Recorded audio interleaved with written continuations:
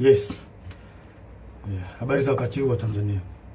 Kwa majina naitwa Captain Tesha, afisa kutoka Jeshi la Wananchi wa Tanzania katika kikosi cha Saki, kwa maana kwamba ni shule ya anga ya kijeshi.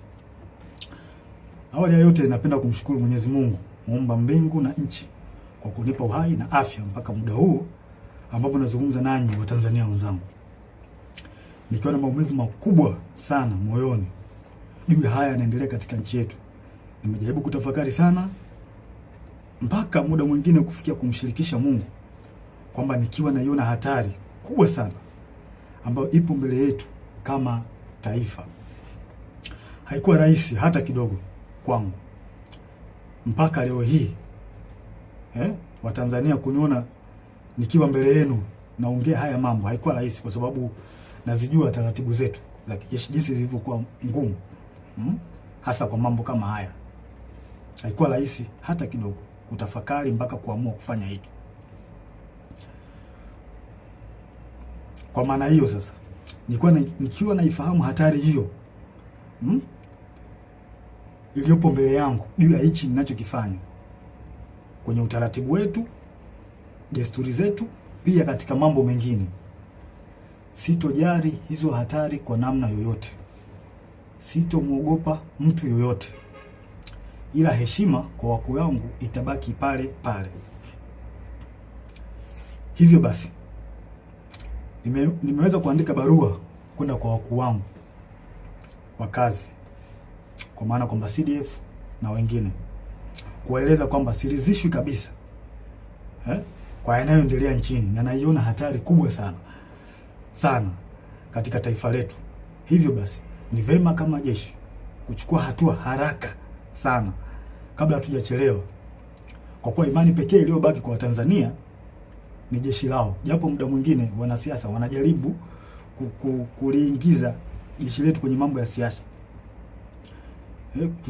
kulitumia ili uweze kufanikisha mambo yao, lakini tumebaki kuwa imara na bado tunaendelea kuaminika na Watanzania.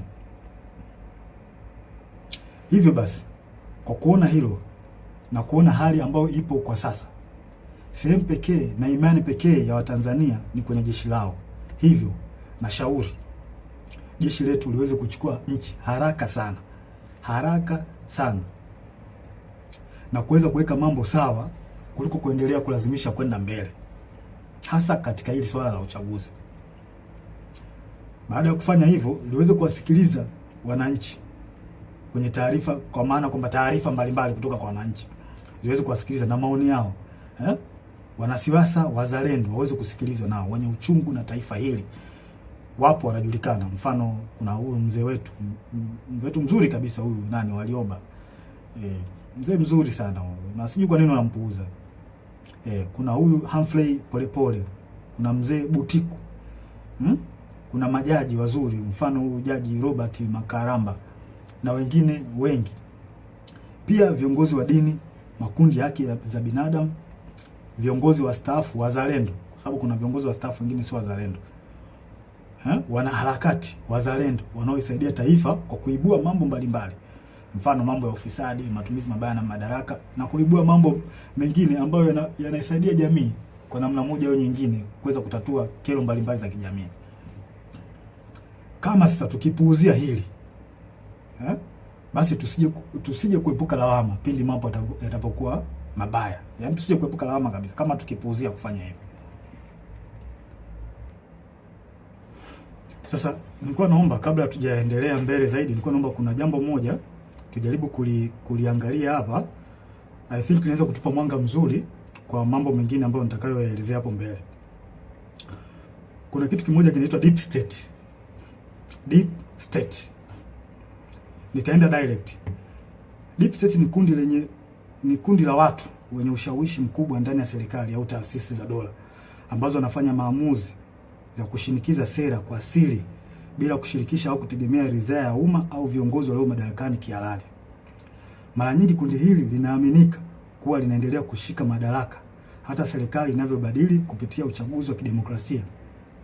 In short, ni serikali ndani ya serikali, au kwa jina lingine unaweza kuita remote controller. Ni serikali ambayo inafanya kazi nyuma ya pazia, na mara nyingi wanatumia ushawishi wa taasisi kama zifuatazo: jeshi, idara ya usalama, polisi, mahakama, wakurugenzi, ma-CEO wa mabenki na taasisi za fedha, viongozi wakubwa wa kibiashara na matajiri wakubwa, media, mfano TV, redio na magazeti, wasanii na watu mashuhuri, na muda mwingine wanaweza kutumika bila hata wao wenyewe kujijua kama wanatumika na hao deep state. Sifa kuu za deep state hapa nitazielezea, zipo 4. Ya kwanza, hufanya kazi kwa siri au covert operation, na wanafanya kazi hivyo ili wasiweze kugundulika, kwa sababu wakigundulika inaweza kidogo ikawapa shida. Namba 2, hawajibiki moja kwa moja kwa wananchi. Mara nyingi wanawatumia wanasiasa ambao wako upande wao. Kuna wanasiasa ambao wapo upande wa deep state, kwa hao ndio wanatumika moja kwa moja kufanya mambo yao serikalini.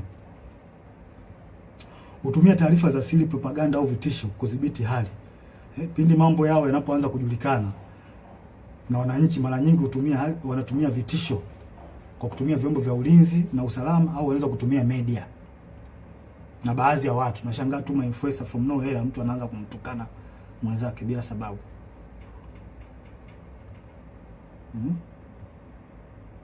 Na wanaweza kumpinga au kumuondoa kiongozi aliyechaguliwa kama hawakubaliani naye. Mfano, wananchi labda wamemchagua kiongozi fulani ambao wao wamempenda, wameona kabisa huyu kiongozi ataenda kutusaidia kutukomboa katika nchi yetu au katika jamii yetu. Sasa kama huyo kiongozi ataenda tofauti na matakwa ya hao deep state, watafanya kila hila, aidha kumuondoa kwenye madaraka yake au kumdhuru afya yake, ikiwezekana kabisa kumuua. Sasa zifuatazo ni dalili ambazo zinaweza kuonyesha kwamba katika nchi yako kuna deep state. Namba 1, maamuzi makubwa yanafanyika nyuma ya pazia. Sera muhimu zinapangwa na watu wachache wasiochaguliwa na umma, ambazo hazina maslahi kwa umma na mara nyingi zinakuwa zinawakandamiza wananchi. Namba 2, idara za usalama zinakuwa na nguvu zaidi ya kawaida. Vyombo vya ujasusi, mfano polisi, usalama, vinaonekana kutenda mambo kinyume na sheria au kibali kutoka serikalini au bunge, kwa sababu muda mwingine wanapokea amri kutoka huko kwenye deep state. Namba 3, ukosefu wa uwajibikaji. Unaweza kukuta kuna hali ya rushwa au kuna rushwa ambayo imefanyika katika taasisi fulani, na unashangaa tu from nowhere watu hawachukuliwi hatua, wanaekeana kinga. Na inaonekana kabisa watu wamefanya hizo hujuma za rushwa. Hakuna uwajibikaji, unaachwa. Namba 4, kampeni za habari na propaganda. Hutumia media, mfano magazeti, TV, radio na mitandao kwa ajili ya kutengeneza propaganda pindi unapoona taarifa zao au siri zao zinajulikana. Hutengeneza namna ya kuweza kuficha huo ukweli.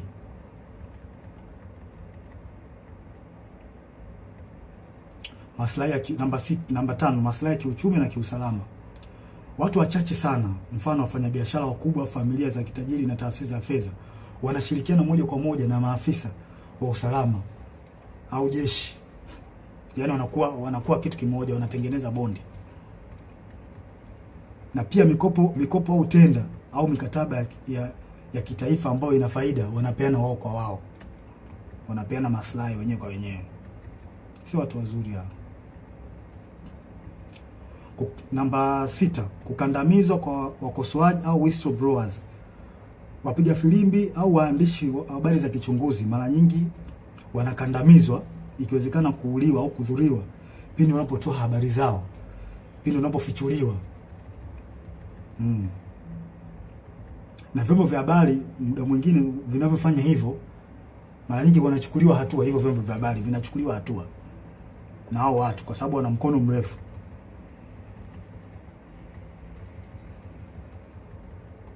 Si watu wazuri hao.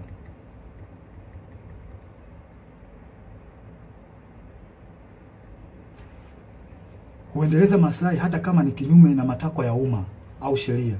wananchi hata mkipiga kelele vipi kuhusu hali mbaya au matatizo ya nchi, wao hawajali. Yaani wanafanya mambo kwa maslahi yao, hawajali wananchi hawa watu. Hawajali kabisa. Wanafanya mambo kwa faida zao wenyewe. Sasa kwa namna hiyo mnaweza mkapata clear picture kuhusiana na hili jambo la deep state. Kwa mnaweza mkafanya comparison, mnaweza mkaangalia hali halisi na kinachotokea nchini kwetu. Je, hiko kitu kweli ni kipo? Kwa mimi ninavyoona na kwa ajili na kwa namna ambavyo nchi yetu inavyoendelea, hii jambo lipo. Lipo kabisa bila hata kuficha. Hakuna kuficha hapa. Hili jambo lipo na linaongozwa na CCM mtandao, wanajiita mtandao hapa. Wapo chini ya Kikwete, Rostam Azizi, wakina marehemu Bernard Membe, Mungu lazima roho yake mahali pema peponi. Hawa watu ndio wanasababisha Tanzania isiendelee, wanarudisha nyuma nchi yetu. Na vile vile waliweza walimhujumu sana Dr. marehemu John Pombe Joseph Magufuli. Yeye mwenyewe alisema kuna watu wanamhujumu na Kikwete mmoja wapo. Alisema Magufuli bila ubishi. Hawa watu wa Tanzania wanatakiwa mwajue kwamba hawa watu hawana nia njema ya taifa hili. Hawana nia njema kabisa.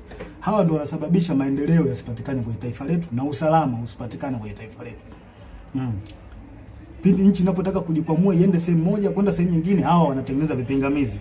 Wanazuia. Kwa manufaa yao binafsi. Ikitokea mikataba ambayo ina manufaa kwa nchi, wao wanaingilia kati, wanaichukua wao na wanajinufaisha wao. Wananchi msitegemee kuendelea hapo. Mtapata shida. Nashangaa tu changamoto haziishi hospitalini, dawa za wagonjwa. Hivi kweli nchi yetu mpaka ilipofikia mpaka leo hii tunahangaika na dawa za wagonjwa kweli? Hii haileti picha nzuri kwa kweli. Yaani baada ya kwenda mbele kama taifa tunarudi nyuma. Na hawa watu sio kuwavumilia. Kikwete sio mtu wa kuvumilia kabisa. Na tusione haya kueleza ukweli. Tusione haya kueleza ukweli katika jambo hili. Hawa watu sio wazuri. Na kwa mujibu wa Humphrey Polepole aliweza kuelezea vizuri hili jambo. Kwamba hawa watu walikuwepo tangu kipindi cha Mwalimu Nyerere. Na waliweza kutaka kujaribu kurubuni uchaguzi wa mwaka 1995. Walitaka waingie wao kwenye huo uchaguzi. Mnaweza mkaona sasa namna hawa watu waliokopo na watu hatari. Hawa watu hawakubaliki na tusikubali kama taifa. Tusikubali kwa ruhusu hao, kwa sababu hawa watu wakiendelea kuwepo, wakiendelea kushika hizi nyazi, tusitegemee kupata maendeleo. Tusitegemee kabisa. Na tuambiane ukweli wa Tanzania. Na ukweli siku zote tukiambiana ukweli unaponya taifa. Kwa hiyo kila mtu akikaa kimya, kuogopa sijui haitosaidia. Tutazidi kurudi nyuma hata mfanye kazi vipi my friend. Mtaletewa makodi ya ajabu, mtaletewa hiki, hata faida yenyewe kwenye biashara yako hutaiona. Na ndivyo kinachoendelea hata sasa hivi. Mnajionea wenyewe. Kwa hiyo hawa watu CCM hawa mtandao sio watu wazuri. Sio watu wazuri kabisa. Wadhibitiwe. Wanalihujumu taifa. Kabisa. Wanalihujumu taifa hawa watu. Wachukuliwe hatua kali. Wadhibitiwe kabisa. Na muda mwingine wanajaribu kutafuta zile sehemu ambazo zina nguvu. Mfano kama jeshi letu. Jeshi letu still bado lipo imara sana. Lipo imara sana. Wao wenyewe wanaona hii ni sehemu pekee ambayo wanaweza wakajifichia au wakapita huko kurahisisha mambo yao. Mfano wa mambo ya uchaguzi. Wanajua kwamba wakitumia jeshi wanaweza wakapitisha mambo yao. Na hili swala sio zuri. Na mimi ningependa nimshauri afande Sidif awe makini sana hawa watu. Hapo. Asipokuwa makini nao tutalipoteza hili taifa. Watanzania hawatakuwa na sehemu nyingine ya kulilia. Sehemu pekee iliyobaki sasa hivi ni kwenye jeshi. Jeshi ndio sambo iko strong mpaka muda huu. Hizo sehemu nyingine, sijui mahakama, polisi, tayari Watanzania hawaziamini. Na huo ndio ukweli. Tusifiche mambo hapa. Huo ndio ukweli. Tusifiche mambo. Hebu afande CDF, naomba tuangalie kitu kimoja na wenzangu. Mnaweza tunaweza mkapata tafakari kidogo hapa. Tunajua katika jeshi letu kuna watu wa aina mbalimbali. Wako wengi sana. Kuna waumini wa Askofu Gwajima. Kuna watu ambao pia walikuwa wanampenda Magufuli. Kuna watu ambao pia ni waumini wa Roman Catholic. Na ambao pia wamesikitishwa sana na kupigwa kwa huyu padri wao Father Kitime. Kuna watu pia ambao ni watu ambao wanapenda haki, wanachukizwa tu na mambo ambayo yanaendelea nchini. Wapo kwenye jeshi letu, wapo watu wengi wazuri, wapo. Pia tuna watu ambao ni kabila la Kimasai ambao pia wameumizwa sana na swala ambalo linaendelea huko kwa ndugu zao, ikiwemo na wao wenyewe kuondolewa kwenye hii Ngorongoro na Loliondo, kufukuzwa. Wapo kwenye jeshi letu wa Masai, wapo. Wapo wengi sana. Pia kuna askari ambao ni ndugu jamaa na marafiki na watu ambao waliotekwa na kuuawa. Wapo ambao wana undugu au na urafiki. Wapo. Wapo wengi. Sasa hebu tutafakari kitu kimoja. Sasa kama hawa watu wapo na kwa namna moja au nyingine wameumizwa na haya ambao au wameathirika kwa namna moja ama nyingine na baadhi ya matendo ya serikali. Kwa mfano kama kupigwa kwa Father Kitime, au Wakatoliki ambao ni askari watajisikiaje? Kufungiwa kwa kanisa kwa la Askofu Gwajima, au waumini ambao ni askari kwenye jeshi letu watajisikiaje? Au Wamasai, maafisa na askari ambao ni Wamasai wamefukuzwa Ngorongoro huko ndugu zao, au ongezekana wao wenyewe watajisikiaje? Au askari na maafisa ambao ni wapenda haki, wanapenda tu kuona kwamba nchi inaenda katika misingi ya haki, wakiona haya yanayoendelea nchini watajisikiaje? Sasa vipi sasa ikionekana kwamba hao wanasiasa wanajaribu kulazimisha jeshi litumike kuwanufaisha wao, hasa chama tawala? Hawa watu hawa watajisikiaje? Watahisi vipi? Wakati chama tawala hicho ambacho kimeshika dola ndicho kilichowaumiza, kilicholeta machungu, kufungiwa kanisa, kufukuzwa kwa Masai Ngorongoro, Wakatoliki kwa Father Kitime kupigwa. Unadhania watajisikiaje watu? Sijui mnanielewa? Kwa hiyo tujiepushe sana Afande Sidif, na kuomba mkuu wangu, tujiepushe sana kukubali au kukubaliana na hawa wanasiasa kujaribu kuweka mambo yao ya kisiasa, kututumia sisi kupitisha mambo yao ya kisiasa, kutengeneza fia kwa Watanzania. Tusiruhusu watu wafanye hivyo. Tutaligawa jeshi. Hao wanajeshi hao waliofanyiwa haya yote nilioeleza, wana maumivu, tunajua wana maumivu makubwa kiasi gani? Wanajisikiaje kwa ambayo yanafanyika? Au waliotendewa ndugu zao, maaskofu zao, wanajisikiaje? Tunajua wanawaza nini kwenye akili zao. Je, vipi sasa wakihisi kwamba hao wanasiasa wanataka kulitumia jeshi lao, watajisikiaje? Si wataona kama jeshi nao limewatenga, liko upande wa watu ambao sio watu wazuri? Hii ni hatari sana kwa taifa. Tusikubaliane hata mara moja. Na mimi binafsi sikubaliani nayo. Sikubali jeshi kuhusishwa na mambo ya siasa, kwa sababu ni hatari. Ni hatari kwa taifa. Tuambiane ukweli. Yaani ukweli utatusaidia sana.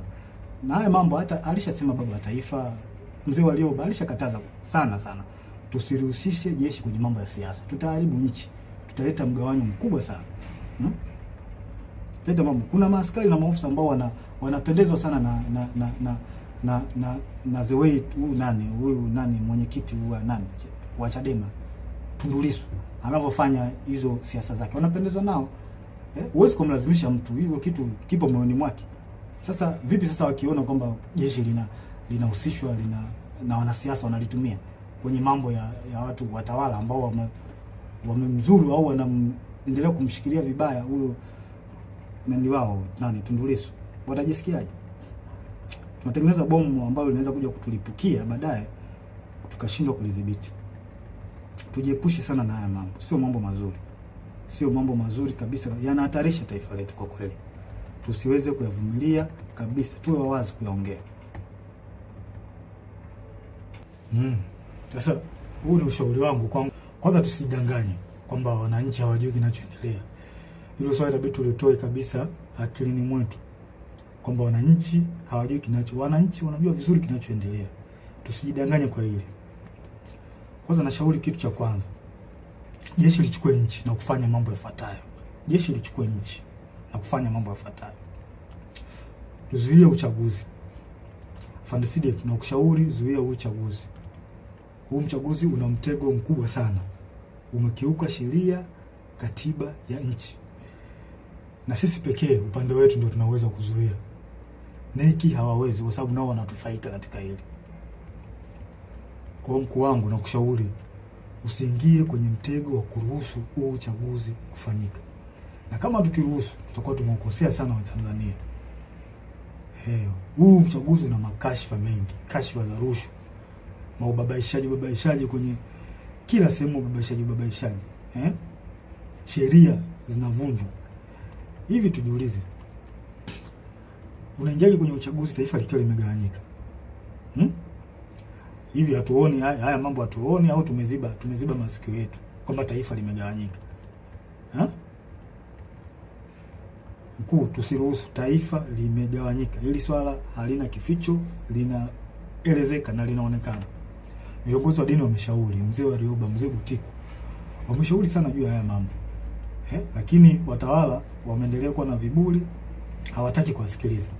Japo hawa wanashauri vitu vya msingi, hawataki kuwasikiliza. Maana yake nini? Kipi kinafichwa mpaka kulazimisha uchaguzi? Kipi kipo Ikulu ambacho kinalazimisha uchaguzi kufanyika? Mnaficha makosa yenu, hamtaki makosa yenu watu wengine wakichukua nchi makosa yenu yasijulikane. Kwa hili hamtoki. Hivi tunaingiaje kwenye uchaguzi ukiwa na kashfa kubwa nzito, wizi wa kula? Na kwa nini kauli nzito kama Mheshimiwa Polepole, ambapo NIDA amesema kwamba NIDA na NEC na sisi zimeunganishwa pamoja mfumo? Hii kauli haiwezi kupuuziwa. Hatuwezi kuacha ipite hivi hivi hata kidogo. Uchaguzi usimamishwe ili swala lichunguzwe. Na pia inanipa mashaka na nashangaa tangu hii kauli tolewe, sijui kama kuna hatua zozote zilizochukuliwa mpaka sasa hivi. Sijui. Na hii inanipa mashaka. Na juzi kati hapa nilikuwa kijijini, kwa kwenye kijiji fulani. Kamwona kijana anapita amevaa nguo ya CCM, ameshika simu na karatasi ya majina. Nikamwita, nikamwambia hebu nione hiyo karatasi yako hiyo na majina. Kuangalia nikaona namba, sijui namba za NIDA, sijui majina, sehemu, mwaka wa kuzaliwa. Nikamchunguza, nikaangalia na kwenye smartphone yake nikaona mfumo kwamba anaweka jina pale. Anachagua sijui amezaliwa mwaka gani, anaweka. Kile kitu kilinipa mashaka sana. Kimenipa mashaka. Na imani hata baadhi ya Watanzania mtakuwa mmeliona hivi vitu, mtakuwa mmekiona. Sasa mimi nimejishuhudia kwa macho yangu. Sasa hii sio, haileti picha nzuri na ni hatari katika taifa. Hatuwezi kupuuzia. Hatuwezi kuacha mambo yaende hivi hivi. Haiwezekani. Tunaendaje kwenye uchaguzi ukiwa kwenye kiongozi wa chama cha upinzani amewekwa ndani? Tena kwa hila. Sasa kama tumekubali demokrasi, kwa nini tusikubali kuishi nayo? Na uzuri wake ni ipo kwenye katiba. Demokrasi imeruhusiwa, mfumo wa vyama vingi imeruhusiwa kwenye katiba. Kwa nini tunakataa au hatutaki au tunatengeneza mazingira kutokubaliana nayo, kwenda nayo? Mtweni huyo mtu. Hao wenye chama chao wanataka wamtoke, huyo mtu atolewe au haki itendeke.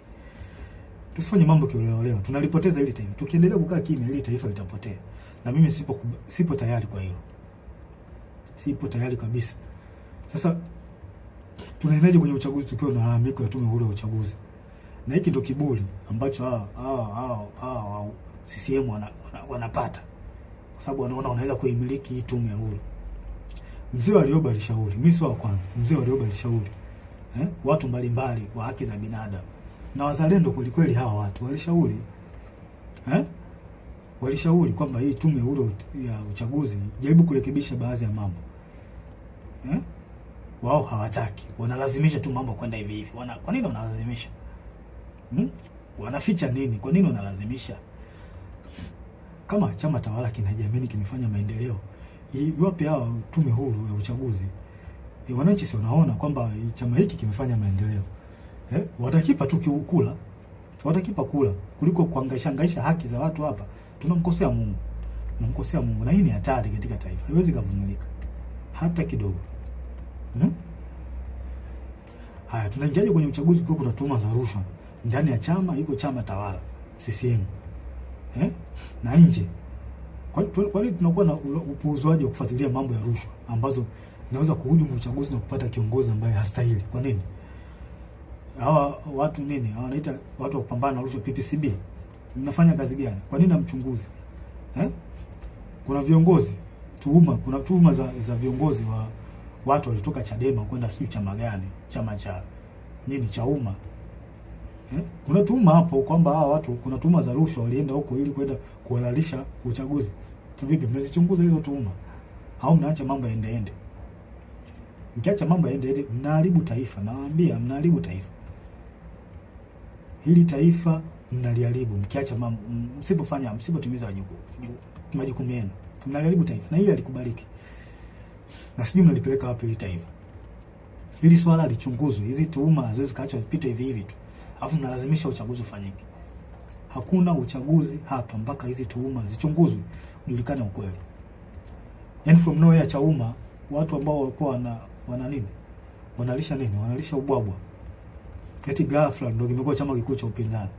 Hiyo ikubaliki na ingia kilini. Hakuna uchaguzi wa namna hiyo. Mungu hajabariki hilo. Na Mungu kama angekuwa amebariki hivi vitu vingeenda tu vizuri. Sasa mnaenda kumpata kiongozi ambaye hata Mungu mwenyewe hajakubaliana naye. Hii ni hatari kwa taifa kubariki hata kidogo.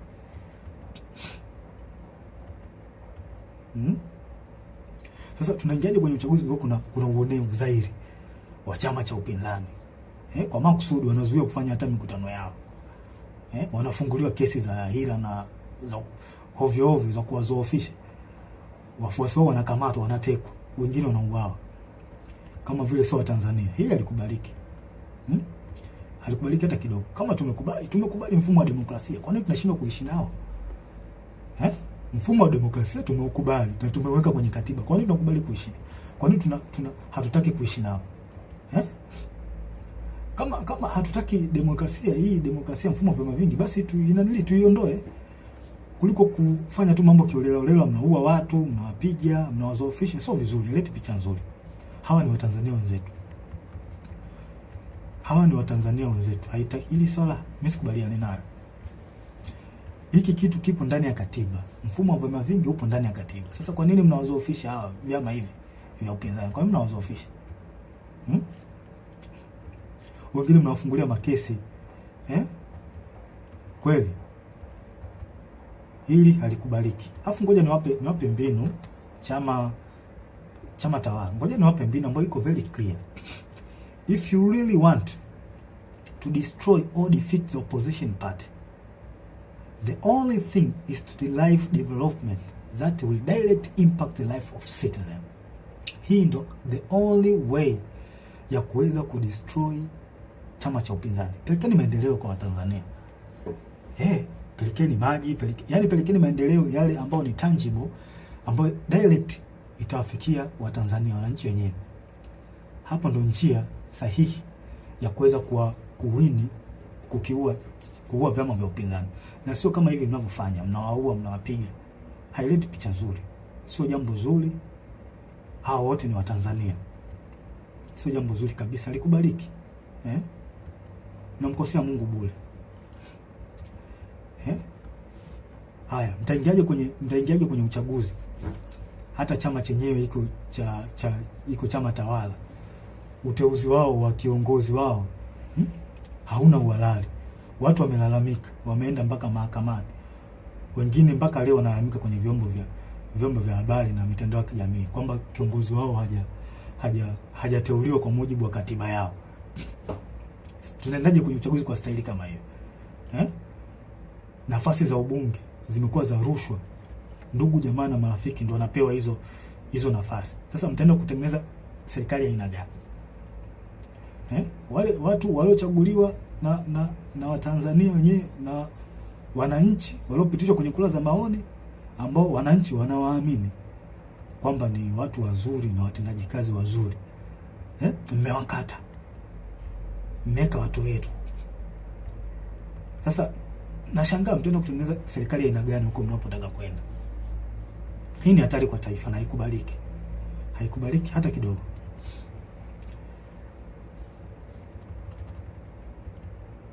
Haikubaliki na haivumiliki. Sasa mkuu wangu wa CDF, kwa unyenyekevu mkubwa na heshima kubwa sana ambayo naiweka kwa mkuu wangu, kwa sasa wewe ndio mtu pekee ulioshika imani kwa wananchi na upo kwenye mtego mkubwa sana. Tengeneza faraja imani kwa wananchi. Hili swala sio la Chadema. Hili swala ni la taifa, umoja na mshikamano na upendo wa taifa letu. Ili tuweze kuendeleza hayo, na kushauri mkuu wangu, zuia uchaguzi. Uchaguzi hauna kibali hata kutoka kwa Mungu. Mkuu wangu Afande Sidifu, zuia uchaguzi. Kibali kutoka kwa wananchi tayari unacho, na imani wananchi watakuwa na imani wananchi wanataka, kwa hali tu inavyoonekana kwenye mitandao. Labda mitandao nao ni njia rahisi ya kuweza kupata taarifa, kupata habari. Wananchi wanaandika uchaguzi uzuiwe. Kwa hiyo Afande Sidifu, na kushauri mkuu wangu kwa upendo kabisa na unyenyekevu wa hali ya juu sana, stay positive, zuia uchaguzi. Kibali kutoka kwa Tanzania umepata, zuia uchaguzi, wavushe hapa tulipo. Na kwa hiyo ukifanya hivyo utarudisha imani kubwa kwa wananchi na jeshi, ambao ukweli usiofichika kwamba kuna namna ambayo jeshi letu liliteteleka, kwamba kuna namna ilionekana na ilihisiwa kwamba kuna namna inatumika na baadhi ya wanasiasa. Kwa hiyo ukifanya hivi utaweza kurudisha imani ya wanajeshi na wananchi kwenye jeshi lao. Kwa maana jeshi letu lipo kwa ajili ya kulinda katiba na kuwalinda wananchi, na sio kiongozi aliyekuwa madarakani. Mkuu wangu Afande Sidifu, nasisitiza tena, huu uchaguzi ni wa kihuni, tusikubali kabisa. Tusikubali wauni wachukue hili taifa. Na ndio maana kuna hali ya kulazimisha. Wauni kuna jambo wanataka kulifanya. Tusikubali. Tukifanya hivyo hakika tutakuwa tumeligawa taifa.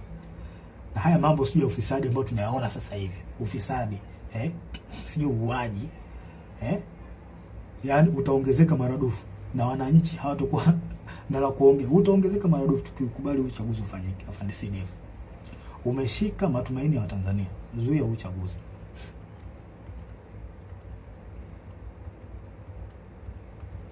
Na haya mambo hata hii kashfa hii ya kuuliwa kwa Magufuli, Tanzania hawa si watumia wenyewe kwanza, ndio hawa wanatumia sasa. Just imagine kwamba wamechukua hili taifa, wamechukua. Nani atachunguza kifo cha Magufuli kama wao wenyewe ndio wanahusika?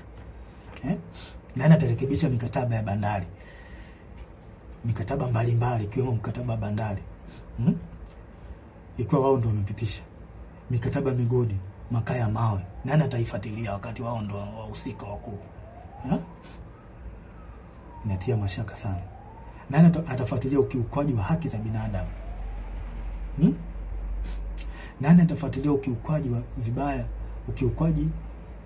utumiaji vibaya wa ofisi za umma, ikiwemo wao ndio wanahusika, ikiwa kwamba wao ndio wanahusika? Nani atafuatilia?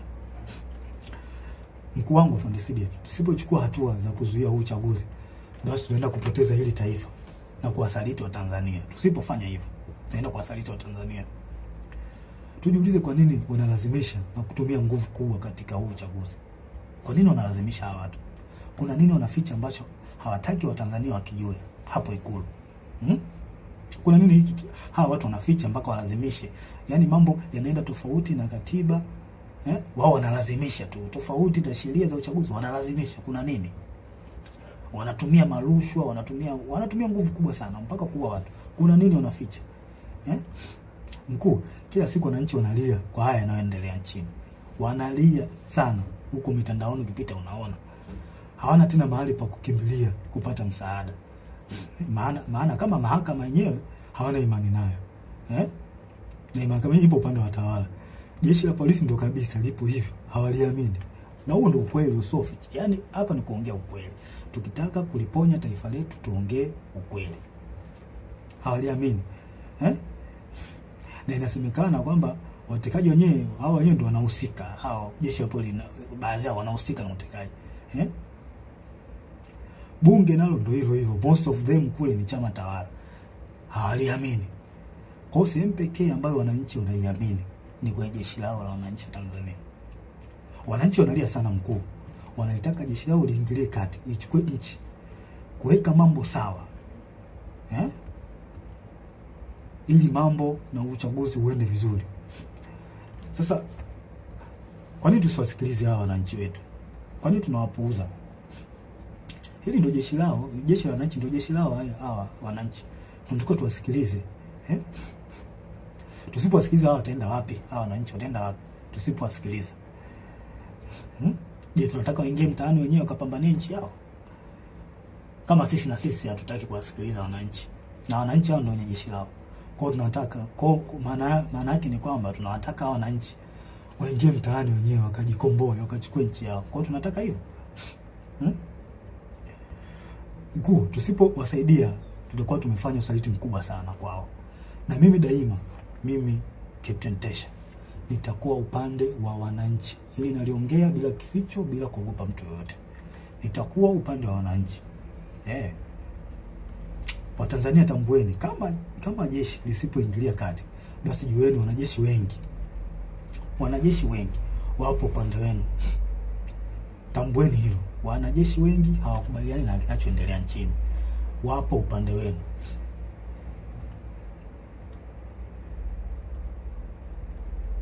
Hakuna kuzuia. Hakuna kuwazuia tena. Nendeni mkadai haki yenu ya kikatiba, wala msogope. Na hakuna kutia huruma tena. Nendeni mkachukue nchi yenu kwa mujibu wa katiba. Maandamano yapo kwa mujibu wa katiba. Na haya mambo hata baba wa taifa aliongea, Mwalimu Julius Kambarage Nyerere. Tusikubali wahudi waichukue nchi. Tukiwa wazembe, wapole, wahuni watakuja kuwatawala. Kwa hiyo tusikubali. Wananchi mko upande sahihi. Hawa watawala wamewapuuza maoni yenu. Na kama wamepuuza, maana yake ni nini? Chukueni haki yenu, tendeni haki yenu. Hakuna kuogopa, hakuna kutia huruma tena. Sasa na ole wake polisi au mtu yoyote hawazuia Tanzania kudai haki yao ya kikatiba. I promise you hutobaki salama. Wewe utakaowazuia wananchi kudai haki yao ya kikatiba, hutobaki salama. Nasema hili wazi bila kificho. Siogopi mtu yoyote.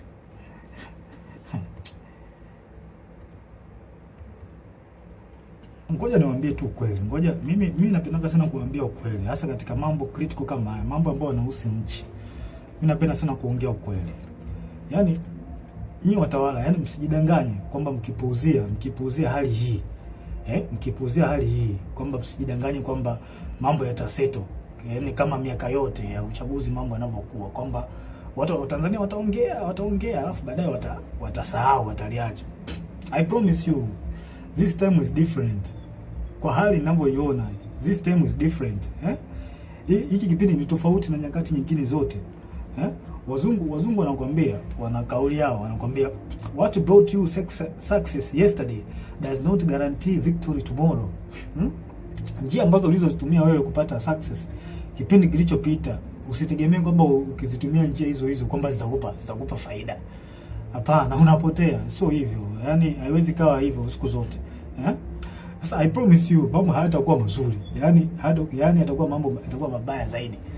Life will never be this. Wazungu wanasema life will never be as usual kama mkilazimisha hili. Jinsi mnaona hata wenyewe mnaona kwamba hali ni tofauti. Kama mkilazimisha hili, life will never be as usual in Tanzania. Sure I'm telling you. Yes. Afande Sidef, mimi nakuombea kwa Mungu wa mbinguni katika jina la Yesu Kristo akupe hekima na ufunuo kuyaona haya na kulinusuru taifa. Kwa sababu mimi naamini kwa sasa wewe ndio mtu pekee unaoaminika na Watanzania. Ambao unaweza kuwavusha Watanzania. Wavushe hapa, wape kile kitu wanachokitaka, kwamba wanataka katiba mpya. Yasikilizwe maoni ili tuweze kuvuka Watanzania kwa pamoja. Tanzania kwetu wote. Ya Watanzania wote. Kwa nini tunawanyanyasa hawa Tanzania jamani? Haileti picha nzuri. Kwa kweli, haileti picha nzuri. Tunakula kodi zao. Lazima tuwasemee. Swala la pili, Afande Sidef. Uchunguzi wa kifo cha aliyekuwa rais na amiri jeshi mkuu wetu, askari namba 1, John Pombe Joseph Magufuli. Rais Magufuli alikuwa askari namba 1 na amiri jeshi mkuu. Alikuwa kipenzi cha Watanzania. Kama sio wote basi walikuwa wengi wao. Pamoja na askari walikuwa wanampenda sana huyu mtu. na mimi ni mmoja wapo, nampenda sana, nilimpenda sana na still bado nampenda sana huyo mzee. Kipenzi cha Tanzania.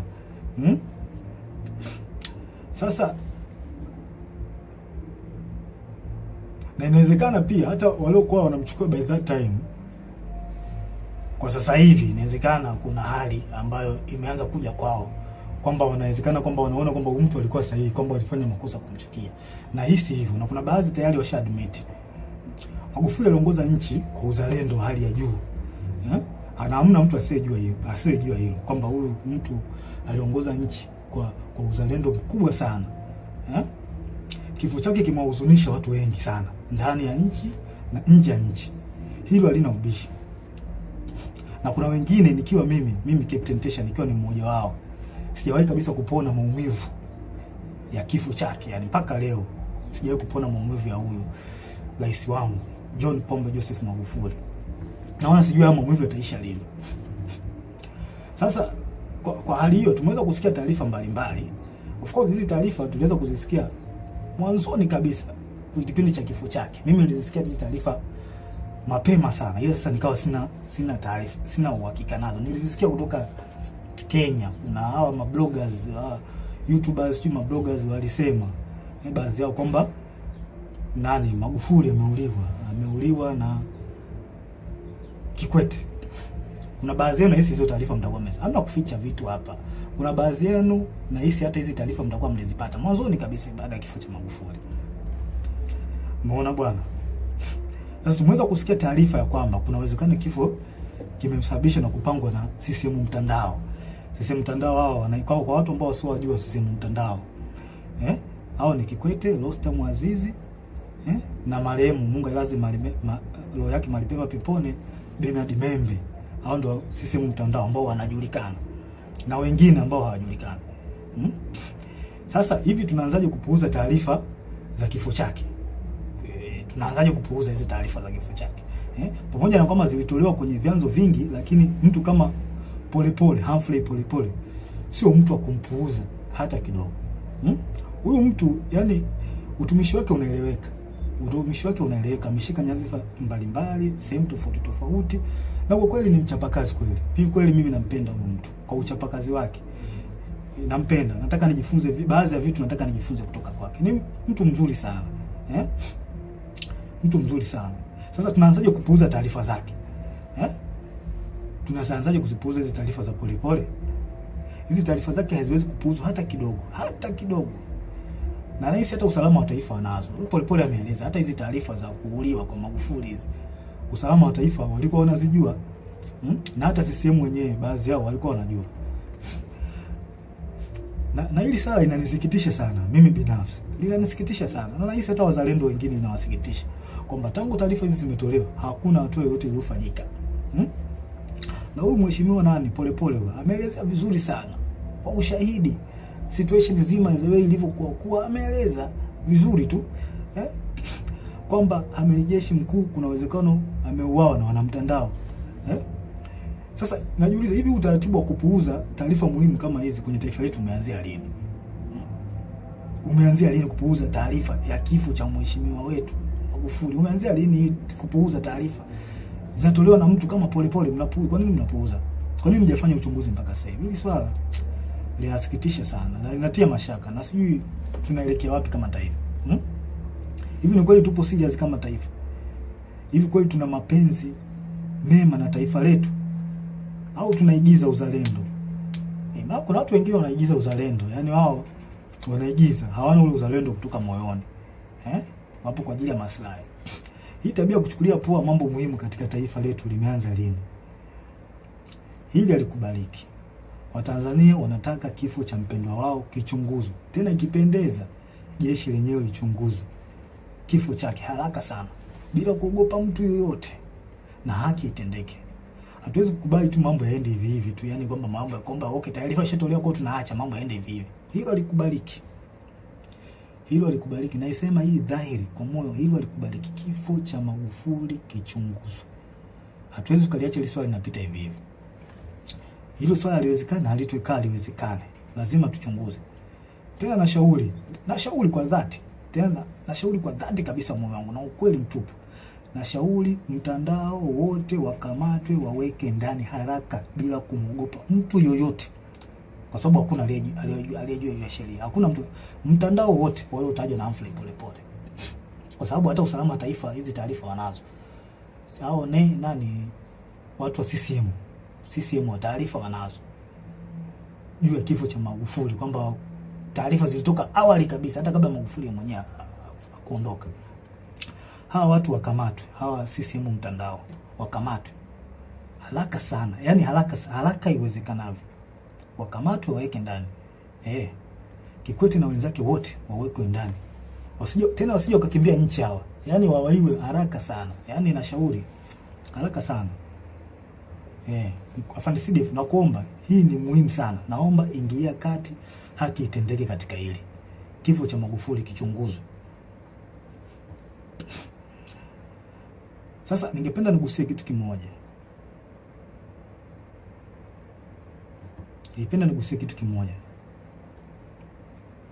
Mwaka 2005 kuna kiongozi mmoja wa kijeshi ilisemekana alilishwa sumu.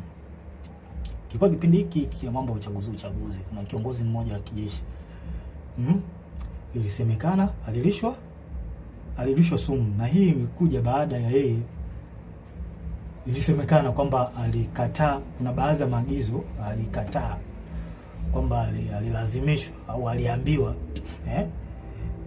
jeshi litumike kwa namna moja au nyingine kuwapa ushindi chama tawala. Ilikuwa mwaka gani? 2015. Na imani baadhi yetu tutakuwa tunakumbuka hii issue ilivyotikisa taifa by that time. Na huyu kiongozi alikuwa anapendwa sana na wanajeshi pamoja na raia, walimpenda sana. Sasa mimi nataka muunganishe dot, wa Tanzania wenyewe muunganishe dot. Kuanzia kifo cha Magufuli kwamba aliyekewa sumu. Huyu mzee Mangula huyu na ndio wa CCM, mnaweza mkachunguza. Na watu wote waliokuwa wapo tofauti kimsimamo au kimawazo na Kikwete wapo wapi mpaka kipindi hiki? Na pia ikiwezekana muweze kuunganisha doti mpaka kipindi cha Nyerere, zeni mtapata majibu, alafu mjiulize huyu mtu ndio mnataka mumrudishe madarakani. Maana hakuna asiyejua, yani kulazimisha hii issue nzima, kulazimisha uchaguzi huu.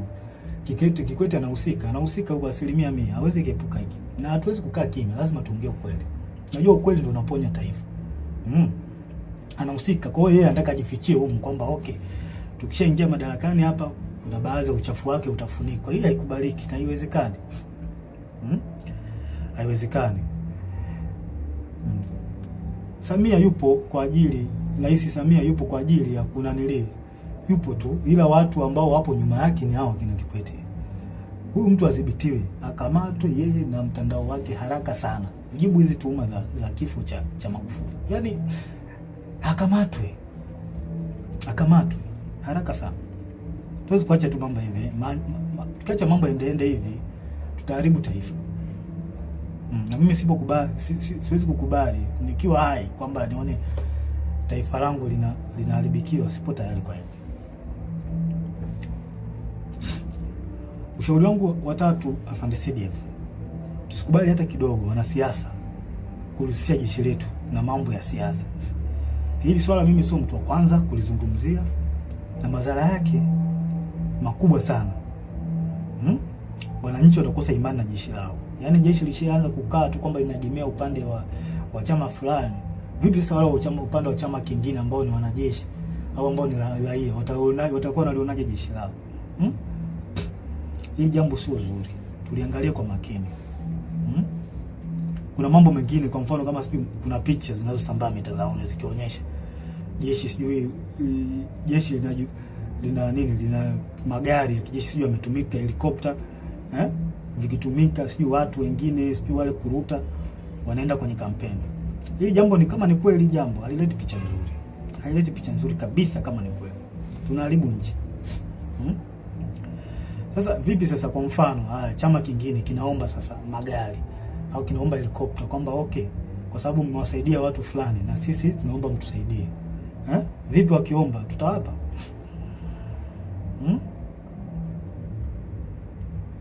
tumefika hapa.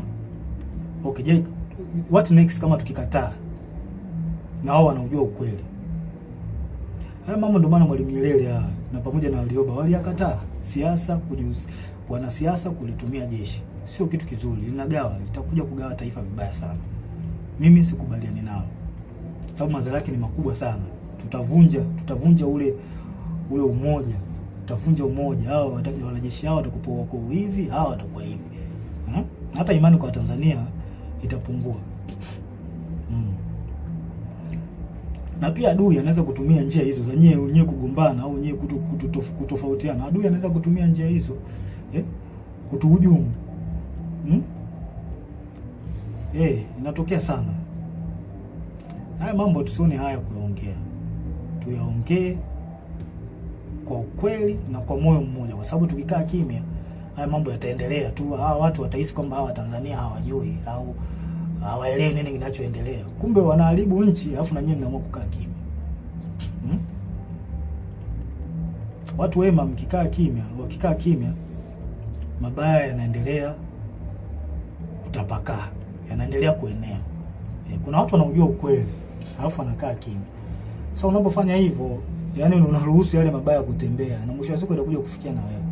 Kwa hiyo the best option, wewe unajiona wewe mtu mwema, kwamba unaona hiki kitu hawa watu watende, akiongea. Hata kama huwezi kuchukua action kubwa, wewe ongea. Utasaidia kupunguza yale mabaya. Haya. Ushauri wangu wa 4 kwako CDF. Unahusiana na swala zima la rasilimali za nchi. Tumesikia kuona taarifa mbalimbali kupitia kwenye vyombo rasmi vya habari na watu mbalimbali ambao wanaaminika, ambao hatuwezi kutilia shaka taarifa zao kwamba rasilimali zetu za taifa zinahujumiwa. Hizi taarifa na imani, hizi taarifa nyingi na imani unazo. Sasa mkuu, haya mambo sio kuwapuuzia hata kidogo. Swala mkataba wa bandari ambao ndio usalama wa taifa. Bandari ndio usalama wa taifa. Swala migodi. Migodi mbalimbali ya makaa ya mawe, dhahabu. Swala Ngorongoro. Naomba na nashauri mkuu wangu, liangalie na lifanyie kazi. Watu wa Ngorongoro wapewe haki yao. Tukumbuke haki haipotei. Haki ya watu haipotei. Tutaichelewesha tu, lakini haipotei. Maumivu leo nayo watu wa Ngorongoro hayaleti afya kwa taifa hata kidogo, zaidi ya kuleta laana. Kama tuwatendei haki hawa watu, tunaleta laana kwenye taifa. Mtaka muelewe hivyo. Msipowatendea haki watu, taifa litapata laana, pamoja na wewe kiongozi ambaye unasimamia. Sio umeshindwa kutenda haki. Hawa watu wa Ngorongoro wana maumivu makubwa sana. Sana. Pia nashauri jeshi lako lipitie mikataba ya tangu Magufuli alipofariki. Nasemekana kuna mikataba mingi imepitishwa hapa ambayo haina manufaa kwa taifa. Mengi. Sasa mimi I'm just think kwamba hii hali kwamba okay, tukiacha iendelee hivi, tukiruhusu uchaguzi upite hivi ambao ni wa magumashi. Hivi mikataba nani ataipitia? Nani ataipitia hii mikataba jamani? Ndiko tu uchungu na taifa letu. Hawa watu hawa ambao wako madarakani wanaonekana hawana uchungu kabisa. Na hilo swala halina ubishi. Tuongee ukweli. Hili swala halina ubishi kabisa. Nani ataichunguza sasa hiyo mikataba? Kwa hiyo afande CDF na shauri mikataba yote tangu Magufuli alipofariki mpaka sasa ichunguzwe. Kwa sababu haya mambo tunayoyasikia kwa watu ambao tunawaamini na mitandaoni sio ya kupuuzia, kwa sababu mitandao ni chanzo pia cha kupata taarifa. Kwa hiyo issue iliyobaki ni kuyafanyia kazi. Kwa hizo taarifa za mitandaoni sio za kupuuzia hata kidogo.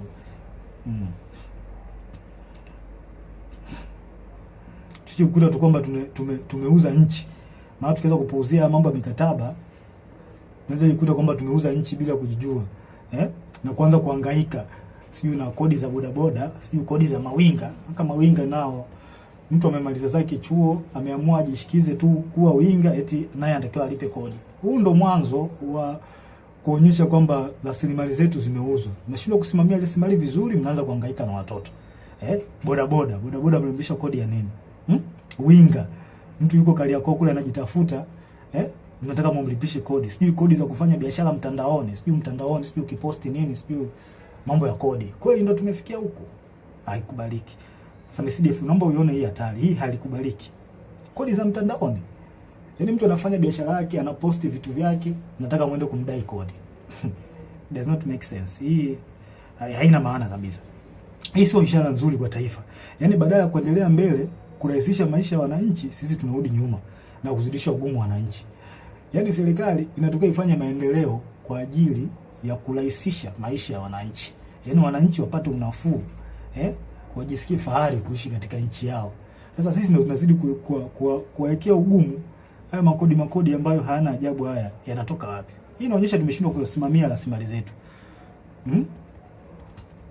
Kwa hiyo Afande CDF tunashauri rasilimali zichunguzwe. Mimi binafsi sipo tayari kuvumilia haya hata kidogo. Sipo naongea hii kwa moyo wa dhati. Siogopi kitu chochote. Yaani siogopi kitu chochote.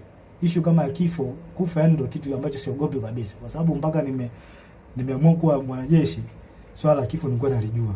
Kwa hiyo siogopi. Sipo tayari kuvumilia haya hata kidogo. Baba wa Taifa alisema tukiwa wahoga kuyazungumza na kuchukua hatua kwa mambo haya, ipo siku taifa litatawaliwa na wauni. Hii ni kauli aliongea Baba wa Taifa. Mnaweza mkaiangalia kwenye speech zake.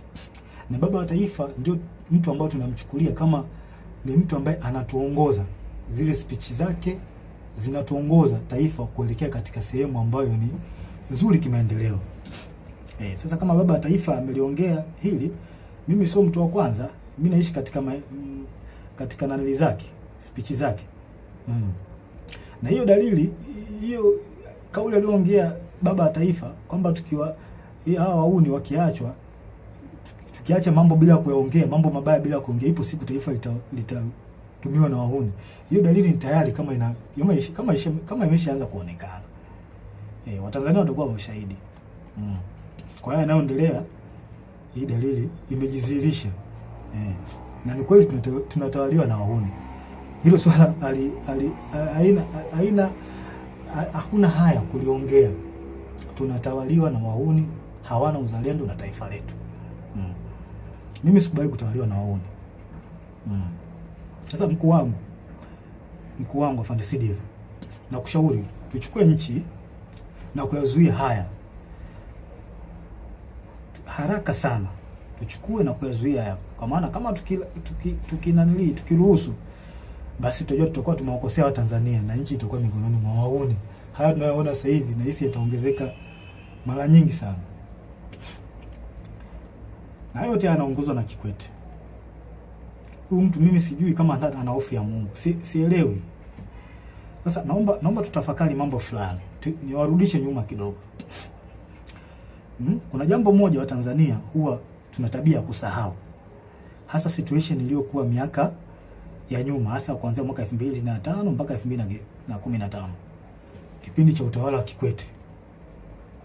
Ngoja tukumbushane nchi jinsi ilivyochezewa na Kikwete kwa kashfa za matumizi mabaya ya madaraka, ambaye sasa huyu Kikwete yuko karibu na Samia. Kwa hiyo mtatafakari wenyewe. Haya.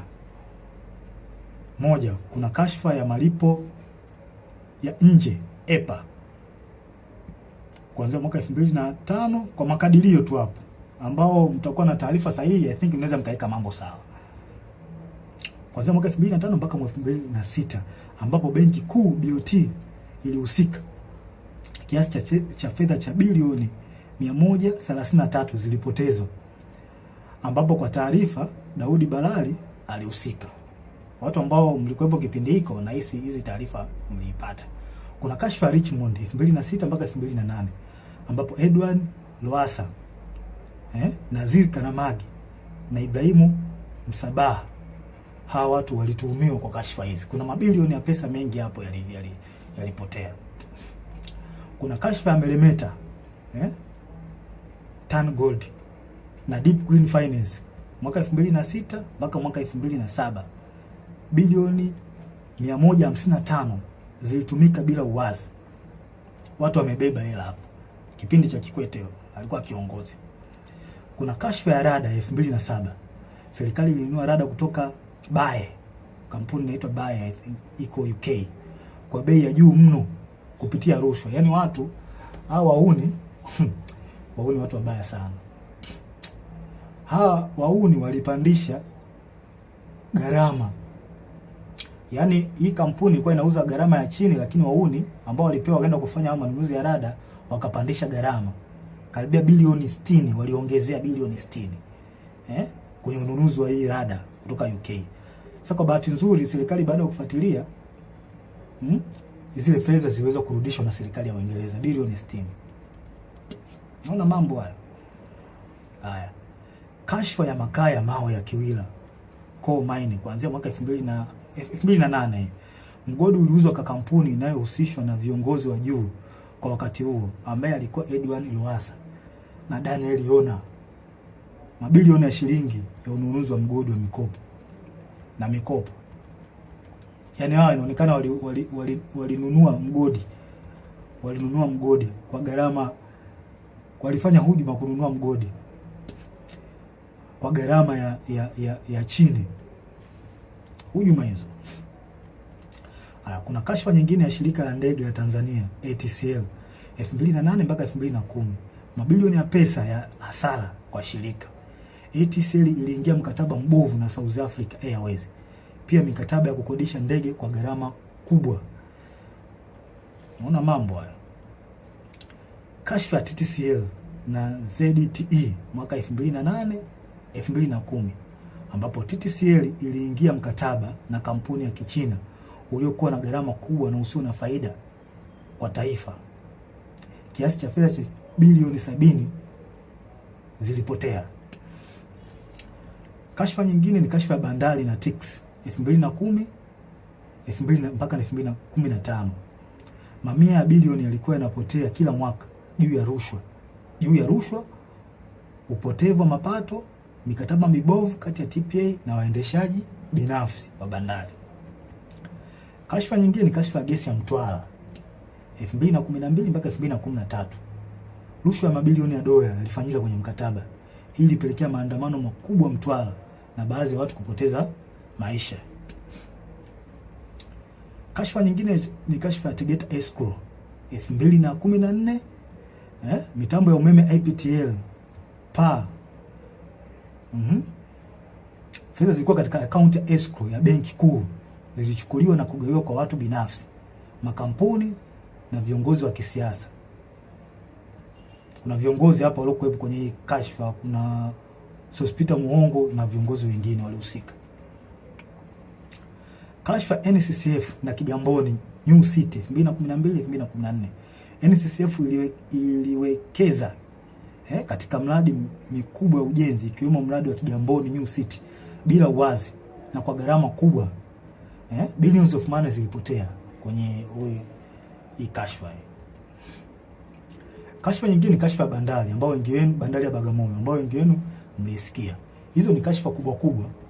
Ingawa zipo nyingi lakini hizi ni baadhi. Hizi ni kubwa ambazo zilikuwa kipindi cha utawala wa Kikwete. Huyo mtu ambaye sasa hivi yupo karibu sasa na Rais Samia. Pia kuna kashfa ndogo za kipindi hicho. Kuna manunuzi ya magari ya mawaziri na viongozi, magari ya kifahari 2006 mpaka 2011. Yaani kuna magari ya kifahari yalinunuliwa ya mawaziri na viongozi kwa wakati huo. Kuna ubadhirifu katika miradi ya maji ya vijijini mwaka 2009 mpaka 2013. Baadhi ya miradi ilipokea fedha nyingi lakini haikukamilika. Hizo hata Magufuli aliliongelea. Mikopo yenye utata kupitia benki za serikali kama TIB na benki ya kilimo. Na baadhi walionufaika walikuwa wana ushawishi kisiasa. Yaani wanasiasa walijinufaisha kupata mikopo kwenye hizo benki. Ufisadi katika mikataba ya ujenzi wa barabara na madaraja. Gharama zilikuwa zikipandishwa kiholela. Kashfa ya manunuzi ya sare za jeshi la polisi. Angela Kiziga alihusika. Sasa hizo ni kashfa ambazo zilikuwa kipindi cha Kikwete, huyu mtu ambaye yuko sasa hivi yuko na Mama Samia, yuko karibu naye sana. Nadhani mnaweza mkawa na picha fulani. Sasa basi, kwa baadhi ya watu ambao mlikuwa mmesahau haya na ambao mlikuwa hamjapata akili, hii ndio awamu ambayo Kikwete alikuwa kiongozi. Na kashfa nyingi hapo mtandaoni na kashfa nyingi hapo, wana mtandao walihusika kwenye hizo kashfa hizo. Kwa hiyo mnaweza kutafakari wenyewe na kupata majibu kwa hizi kashfa. Tena hizi ni chache, zipo nyingi sana. Kashfa za awamu ya 6 ambazo kipindi cha mama, na imani mmezisikia. Mmezisikia, nyingine mmezishuhudia na mnaziona mpaka wakati huu. Kashfa za mama. Tusifiche mambo. Unajua, tukitaka kuponya taifa, mimi kila siku nitakuwa naongea. Tukitaka kuponya taifa, tuongee ukweli. Ukweli unaponya taifa. Hamna kuficha ficha mambo hapa. Nilikula kiapo cha kusema ukweli. Mimi nitasema ukweli, hata kama unawaumiza, nitasema ukweli. Kashfa za awamu ya 6 mnazisikia. Kila siku zinapostiwa. Pole mheshimiwa pole. Tena pole anajitahidi sana kueleza Watanzania. Mimi yani, hebu msikilizeni huyo mtu. Huyo mtu anawasaidia. Msikilizeni. Ameeleza makashfa nyingi, mama mfisadi ya mtoto wa mtoto wa nani? Mtoto wa rais. Mtoto wa rais tulitegemea uwe mfano kwa vijana wa Tanzania. Kuwa mtu ambaye una tabia nzuri. Una mwelekeo mzuri. Lakini mtoto wa kiongozi ndio anakuwa mtu mwenye kashfa. Haileti picha nzuri kwa taifa, na ni aibu. Ni aibu kwa mheshimiwa rais mtoto wako kuwa na kashfa. Ni aibu. Aibu sana.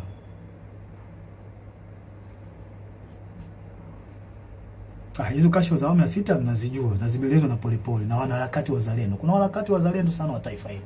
Wanajaribu kuibua mama kwa lengo la kuwafahamisha, kuwafungua macho wananchi, muelewe kwamba mjue nchi yenu inaendea wapi. Wamejitahidi sana hawa wazalendo. Wanatoa taarifa mbalimbali na taarifa hizo nyingi zina ukweli. Nyingi zina ukweli. Unaona, hata kwenye masuala ya uongozi mambo tu yanaenda ovyo ovyo. Yaani kipindi hiki mambo yanaenda ovyo ovyo. Mambo haeleweki, ni kama nchi haina kiongozi. Lazima tuongee ukweli, hamna kuficha hapa.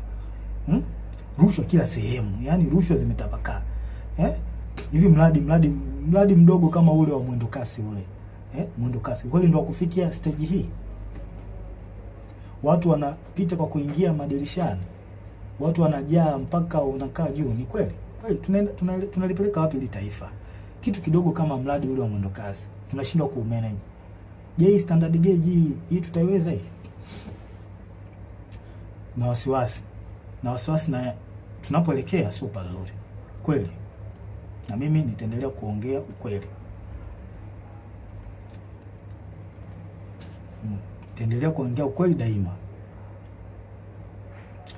Kwa hiyo mnataka umjue huyo Kikwete ni mtu aina gani?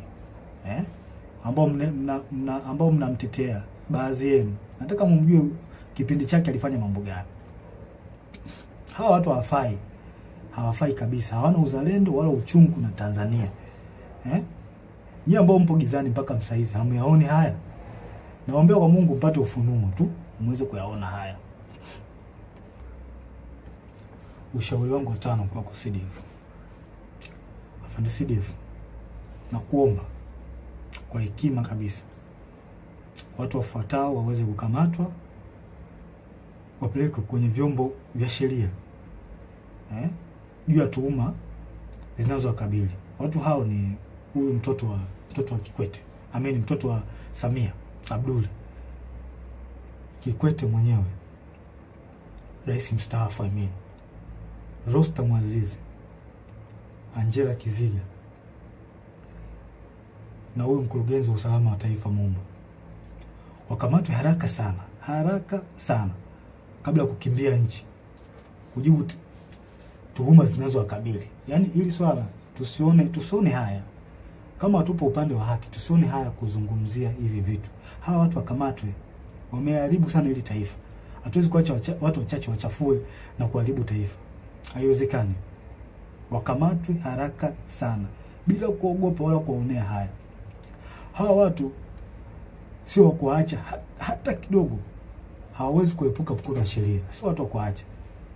Kwa haya yanayoendelea hawawezi kuepuka mkono wa sheria. Na hii inaonyesha ndio maana wanalazimisha uchaguzi. Ili wafiche uchafu wao. Inatabidi tulifikirie hili swala. Kwa nini hawa watu wanaficha, wanalazimisha sana uchaguzi? Kuna vitu ambazo wanavificha. Je, na sisi tumekubaliana kuna hivyo vitu wanavyovificha kwamba tumekubaliana kwamba tuviache tu? Tunalipeleka wapi taifa? Na shauri mkuu, hawa kabla kukimbia nchi, wakamatwe haraka sana, wawekwe kwenye vyombo vya sheria. Sio watu kuacha hata kidogo. Wanalazimisha uchaguzi, Kuna vitu ambavyo wanavificha hawa. Haiwezekani. Haiwezekani kabisa. Na hakuna uchaguzi. Hakuna uchaguzi wa namna hii. Hakuna uchaguzi. Tukiwaruhusu hawa watu wafanye huu uchaguzi ambao hauna haki wala kibali kwa Mungu, tunaenda kulipoteza taifa. Na tusije kusema kwamba kumlaumiana baadaye. Tusije kulaumiana. Hakuna uchaguzi wa namna hii. Hakuna. Mimi wajibu wangu ni kuwalinda Watanzania. Na kuwalinda Watanzania nitawalinda kwa namna nyingi. Nitawalinda kwa njia ya kuongea, nitawalinda kwa njia ya silaha pale inapobidi. Nipo tayari kwa hilo kwa sababu ndicho kiopo changu. Na najisikia faraja kuwalinda hao Watanzania. Yaani ni faraja kubwa sana. Kubwa sana. Nawapenda sana. Mkuu, nasisitiza tena. Na sio kwamba nakupa amri, na shauri. Hawa watu wakamatwe haraka sana.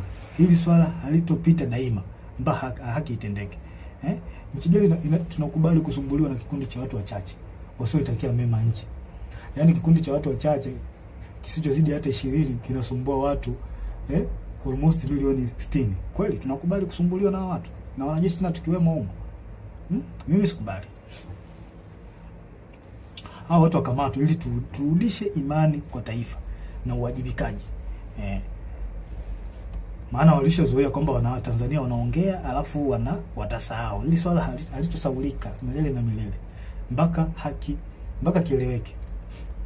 Na hata kama imetokea mmeniua mimi, na imani wako watu wengine wataendelea kuongea. Kwa sababu mnaweza mkatafakari kama mnahangaika na watu ambao wanaongea ukweli afu mnawaua tangu mlipoanza hivyo vitu vya kuwaua watu mpaka leo hii. Vipi mmefanikiwa? Lazima tuongee ukweli, hamna kufichana hapa. Mlifanikiwa? Kwa mimi nitaongea, mkiniua watakuja watu wengine kuongea. Mpaka kieleweke. Haki lazima itendeke hapa. Nyerere alishasema tukikaa kizembe wauni watakuja kututawala. Mimi sikubali kutawaliwa na muone. Sasa afande CDF, naomba niliweke ili swala niliweke, niwe mkweli katika swala hili. Na wanajeshi wenzangu wazalendo kweli. Naomba niliweke ili swala liwe open kwenu. Tusipokuwa makini, jeshi letu litakuja kutekwa na wanasiasa. Hii inakuwa mwazi kabisa, sincerely. Kama ilivyotekwa mahakama, jeshi la polisi, usalama, na iona hatari jeshi letu nalo kuja kutekwa na wanasiasa. Na tusidanganye kwamba kwetu halitotokea. Hiyo inawezekana na dalili zishaonekana. Lakini this time itakuwa tofauti na miaka yote. Hawa watu wamefanya maovu mengi sana. Hawa kina Kikwete, Rostam, Samia, wametumiwa kwa mambo mengi sana, maovu na mazito kweli kwa taifa hili. Hivi mnahisi watakaa kizembe? Watakaa kizembe tu? Lazima walazimishe kwa uchaguzi. Lazima walazimishe. Kwani tunadhani kwamba hatujui au wanadhani kwamba hawajui hatari ambayo iko mbele yao kwa yote waliyofanya? Jeshi pekee ndio sehemu iliyobaki kwa hao kujihakikishia usalama wa kudumu. I promise, kama hawa watu wakiingia madarakani, na jeshi letu ndio litakuwa mwisho wake, kwa sababu watahakikisha wanalikamata jeshi kama walivyofanya kwenye vyombo vingine vya ulinzi na usalama. Hili halina ubishi na liongea kwa ukweli. Watalikamata jeshi letu na watafanikiwa. Na hii watafanya ili wapate full protection. Na hapo wananchi na wanajeshi wenye uzalendo wa kweli na mapenzi mema katika taifa hili mtakuwa hamna pa kwenda kwa kulilia. Lazima tutataka full protection.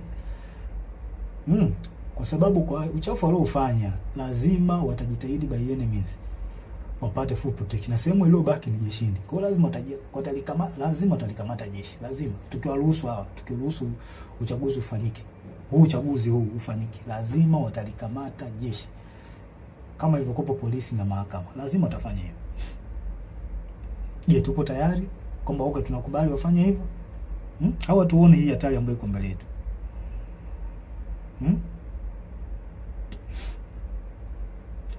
Narudia tena, jeshi pekee ndio sehemu iliyobaki wao kujihakikisha usalama wao wa kudumu.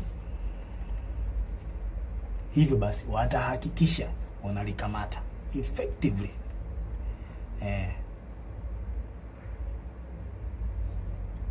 Hawa watu wa FARDC lazima wadhibitiwe haraka sana. Na sio jambo la kupuuzia hili. Ushauri wangu sio jambo la kupuuzia hili FARDC. Hawa watu wadhibitiwe haraka sana. Sio watu wazuri hawa. Sio watu wazuri kabisa. Yaani sio watu wazuri. Sasa wanasiasa wastaafu, wanasheria wastaafu, viongozi wa jeshi wastaafu, viongozi wa dini, hivi hamuoni hii hatari ambayo iko mbele yetu? Ingawa baadhi yenu mmejitokeza kuongea, lakini wengi wenu bado mpo kimya. Au mnadhani kwamba hili swala haliwahusu? Now I promise you, hii hatari mkikaa kimya, kwa sababu nyinyi mnajiona mko salama, nyinyi viongozi wa staafu na wengine mnaona mnakaa tu kimya, mnajiona mko salama. I promise you, hii hali ikitokea, madhara yake na nyinyi mtakuja kuona baadaye. Lazima itawafikia. Lazima mtawafikia, itawafikia tu. Sasa hivi mnaona kwamba mnakaa kimya, mnaacha tu mambo yanafanyika ovyo ovyo, nyinyi mnakaa kimya. Au mnanufaika na nyinyi? Na washauri viongozi wangu wastaafu, viongozi wa dini, msikae kimya. Taifa linaenda kupotea. Tuwe kweli katika hili. Msikae kimya, taifa linaenda kupotea. Msikubali uchaguzi ufanyike. Hakuna mchaguzi wa aina hii. Wanalazimisha kwa sababu wanajua mambo yao waliyofanya, uchafu waliofanya. Na ndio maana wanalazimisha sana. Tuongee ukweli. Hakuna kuficha hapa. Kuna swali lingine ambalo mheshimiwa Polepole alizungumzia. Na mimi napenda tu nilisisitizie. Nashauri katika taasisi zote za serikali, vyombo vya ulinzi na usalama, mahakama, bunge, wizara zote, hasa wizara ya fedha, taasisi za usalama wa taifa na sehemu nyinginezo, tunzeni taarifa zote za ushahidi zinazohusu ukiukwaji wa sheria na taratibu za serikali. Kama msipofanya hivyo, time will come, and it very soon, time will come, tutataka mtujibu wape zilizopo hizo taarifa, na tutakuwa na uvumilivu na mtu yoyote. Sure, I'm telling you, hatutokuwa na uvumilivu na mtu yoyote.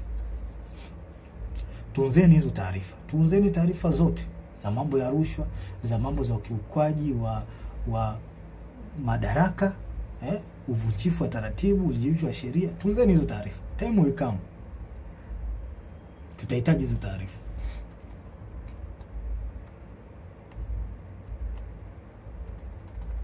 Hatuwezi kuacha mambo yanaenda hivi hivi tu kwenye taifa. Yaani sasa tutakuwa ni taifa la aina gani? Kwamba tuache tu watu wanafanya wanayoyafanya, tuache.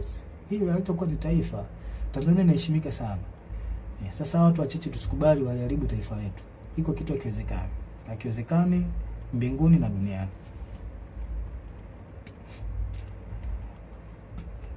Pia nashauri wanasiasa na baadhi wakuu wa vyombo vya ulinzi na usalama, hebu tuache kutengeneza psychological fear kwa Tanzania. Hayo mambo yashapitwa na wakati. Tuache kutengeneza psychological fear kwa Tanzania, kutisha mara sijui kupita mitaani. Hayo mambo yashapitwa na wakati. Tuwe watu wa kisasa, tuwe watu ambao tunafikiria positively. Hayo mambo yashapitwa na wakati. Uwezo kutumia njia hiyo ya miaka yote, kwa sababu ilikusaidia kipindi kile na kipindi hiki basi kitakusaidia. Tuache. Waache Watanzania wafanye mambo yao kwa mujibu wa katiba. Kama issue ya maandamano ipo kwa mujibu wa sheria na katiba. Waacheni wafanye haki yao. Kwa nini mnatengenezea mazingira ya kuwatishatisha? Hii jambo sio jambo zuri. Tunavunja katiba mnapofanya hivyo. Maana mkifanya hivyo mnaongozea hasira hawa watu. Mwisho wa siku wanakomaa, wanazoea, wanaona kumbe watafanya hivi, kumbe watafanya hivi. Kumbe wanapita mtaani wanananili. Hebu tubadilike, hili sio jambo zuri, halina afya. Njia pekee ya kutuliza mambo hapa, yani njia pekee, the only way to settle down all the problem ni kufanya mwafaka wa kitaifa. Hiyo ndio njia pekee ambayo itasaidia haya yote kuliko kuwatishatisha. Na watishaji wananchi, watu wenu walipa kodi hawa. Wake zenu hawa, wake zenu. Wa marafiki zenu, ndugu zenu, wachumba zenu. Ndio hawa wako uraiani. Kwa hiyo mnawatishatisha. Kwa nini mnawatisha? Sio jambo zuri. The only way ni kufanya mwafaka wa kitaifa. Kudumisha upendo na amani katika taifa, na sio kuwatisha raia. Mimi sikubaliani nayo, iko kitu na sikipendi. Tunataka tujue pia huu mwaka ni tofauti. Hili swala halihusu chama fulani, eti sijui chama cha upinzani. Hapana, hili swala ni la taifa. Tusome alama za nyakati tuone. Hili swala linahusu taifa. Sio swala la Chadema hili swala. Kwa mwaka huu mnabidi muangalie hata nyenye tofauti wa huu mwaka. Watu waridhishwe na endelea nchini. Mwafaka wa kitaifa unahitajika. Na ningependa niwashauri wa Tanzania, wananchi, sincerely, mpo katika right track. Mnachokifanya au mnachotaka kukifanya, sijui maandamano, mpo sahihi. Mpo sahihi kwa sababu hata baba wa taifa ameliongelea hilo. Mpo katika right track. Mna baraka zote kutoka kwa baba wa taifa, mna baraka zote kutoka kwa Mungu na hata kwangu. Na pia mnataka mtambue kwamba asilimia kubwa ya wanajeshi wapo upande wenu.